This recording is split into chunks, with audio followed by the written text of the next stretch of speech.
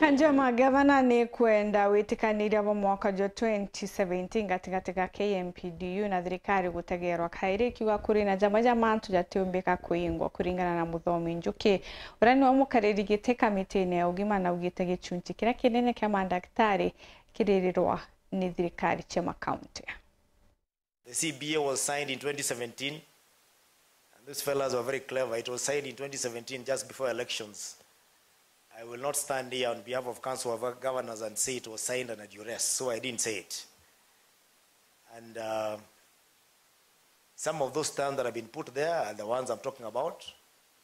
A CBA that talks about interns being recognized by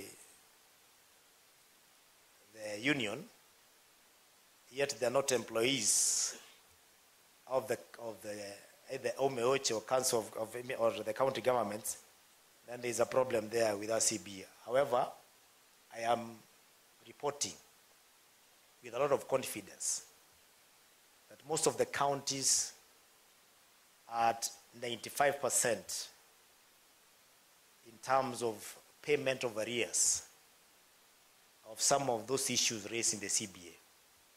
In fact, last time we took an audit, some of the counties had actually overpaid. And therefore, we need an interrogation of that CBA.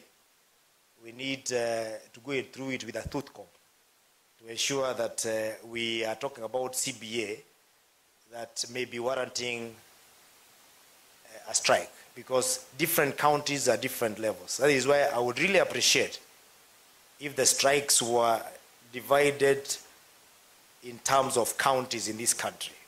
I'm sure if it was done per county, there may be less than 10 counties where the doctors will be on strike. And even those will be at very advanced levels in ensuring that